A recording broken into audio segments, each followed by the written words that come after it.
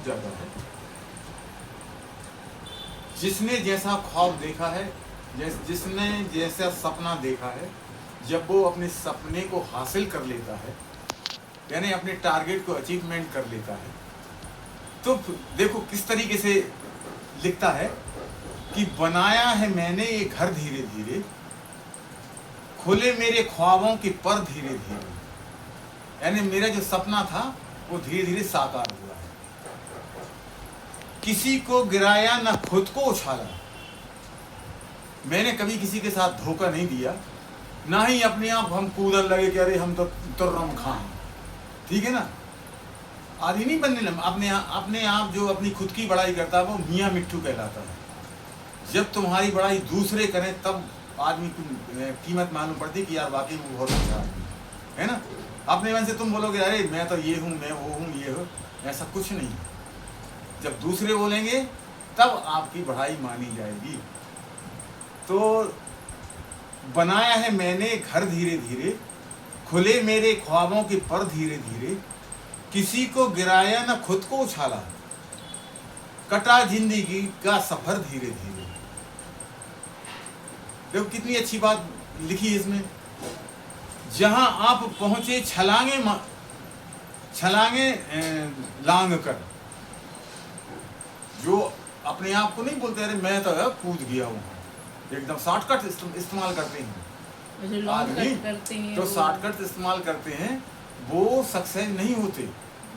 जो जमीन से जुड़ा हुआ आदमी है, जो मेहनत करता है, वही आदमी सफल होता है। जहां आप पहुंचे छलांगे लगाकर, वहां मैं भी पहुंचा मगर धीरे धीरे।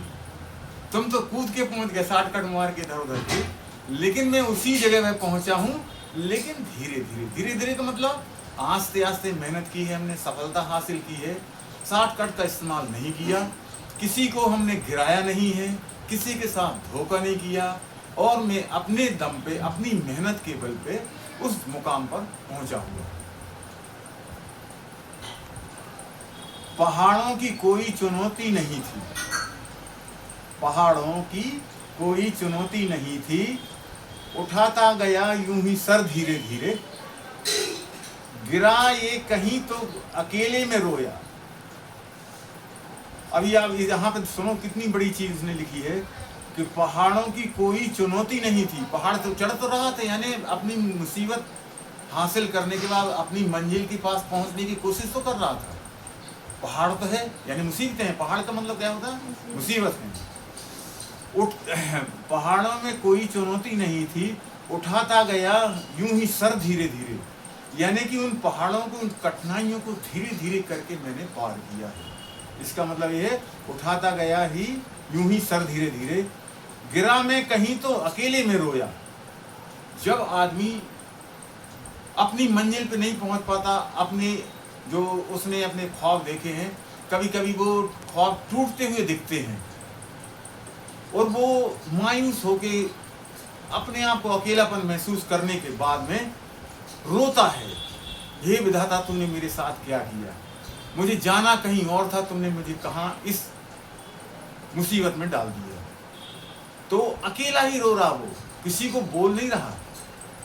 दूसरों को बोलोगे तो मजाक उड़ाएंगे, हंसी उड़ाने, अगर किसी चीज में तुम नुकसान हो गया तो दुनिया में मजाक उड़ाने वाले बहुत ज्यादा हैं और तुम्हारी तारीफ करने वाले बहुत कम हैं। तारीफ करने वाले मिलेंगे तो मियाँ मिट्ठू मिलेंगे, जो कि नमक मिर्च लगा के और तुम झूठ मूठ की तारीफ करेंगे, ठीक है। गिरा में कहीं तो अकेले में रोया, गया दर्द से घाव भर धीरे धीरे, गया दर्द से घाव भर धीरे धीरे, यानी कि मायूस होकर रोया तो जरूर, लेकिन जो उसको ठेस लगी थी, चोट लगी थी, जहां वो मुश्किलें आई थी, अड़चने आई थी, वो भगवान ने धीरे धीरे करके खत्म कर दी और वो अपनी मंजिल पर पहुंच गया। तो ये हर आदमी को अपनी जिंदगी में सबक लेना चाहिए कि कभी कठिनाइयों से घबराना नहीं है। आदमी विवेक खो देता है, जब परेशानी आती तो आदमी का आधा दिमाग तो खराब ही हो जाता है ना। तो ये एक जा को राम ने विपता दीनी, विपता मतलब मुसीबत। जाको राम ने विपता दीनी, ताकि मति पहले हर लीनी। जाको राम ने विपता दीनी, ताकि मति पहले हर लीनी।